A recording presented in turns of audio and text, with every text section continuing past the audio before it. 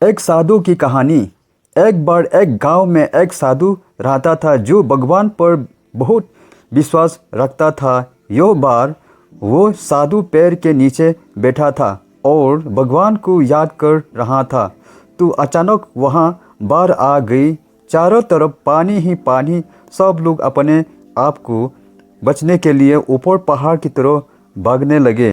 उनमें से एक आदमी देखा कि इस हालत में भी साधु जी भगवान की तपस्या कर रहे हैं। वो सोचा कि ये अपने आप को बचने के लिए कहीं जा क्यों नहीं रहे हैं। तो उसे साधु से बोला, अरे आप कहीं जा क्यों नहीं रहे हो? आप भी मेरे साथ ऊपर पहाड़ की तरफ चलो, नहीं तो डूब जाओगे।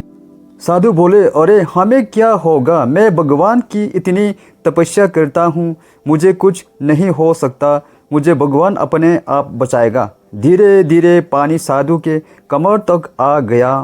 अब लोग वहाँ से नाव लेकर निकालने लगे तो उनमें से एक ने साधु से कहा, अरे पानी आपके कमर तक आ गया है, अब हमारे साथ चलो। तो साधु ने कहा कि नहीं नहीं, भगवान मुझे अपने आप बचाएगा। और वो नाव वाला भी वहाँ से निकल गया। कुछ देर बाद पानी इतना बढ़ गया कि साधु के सिर तक पहुँच गया और अब लोगों को बचने के लिए हेलीकॉप्टर निकालने लगे। एक हेलीकॉप्टर साधु के पास आया जो कि आखिरी हेलीकॉप्टर था। साधु के पास नीचे रस्सी फेंकी और बोला, इसे पकड़ो और ऊपर आ जाओ, नहीं आप डूब जाओगे। यो आखिरी हेलीकॉप्टर है और आपके पास में दूसरा कोई रास्ता नहीं है बचने के लिए। साधु ने कहा, यो रस्सी वापस ऊपर खींच लो और आप चले जाओ, मुझे भगवान के ऊपर पूरा भरोसा है, वो मुझे बचा लेगा।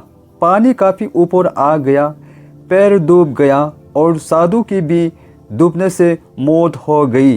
मरने के बाद साधु भगवान के पास गया और बोला, हे भगवान, मैंने पूरी ज़िंदगी आपकी तपस्या की, मेरा सारा जीवन आपकी आराधना करने में लगा दिया, फिर भी इतने भरोसे के साथ इंतज़ार किया कि तुम मुझे बचने आओगे, लेकिन वहाँ मेरी डूबकर मौत हो गई और तुम नहीं आए, ऐसा क्यों?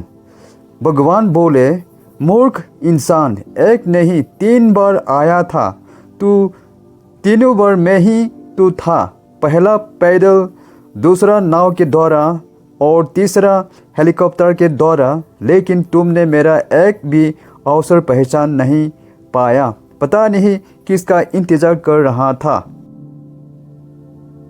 इस तरह से ज़िंदगी में हमें ऊपर वाला बहुत से मौके देता रहता है, लेकिन हम सब उस मौके को ठुकरा कर पता नहीं किस चीज़ का इंतज़ार कर रहे होते हैं कि वो होगा तो भी मैं करूँगा। और इस बात पर अड़े रहने से एक वक्त के बाद वो मौका हाथ से निकल जाता है और हम कुछ नहीं कर पाते हैं।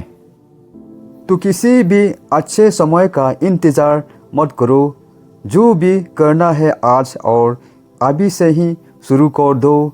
ऐसे ही और शॉर्ट मोटिवेशनल स्टोरी, स्पीच और कोर्स के लिए मोटिवेशन की आग पर आकर देख सकते हैं।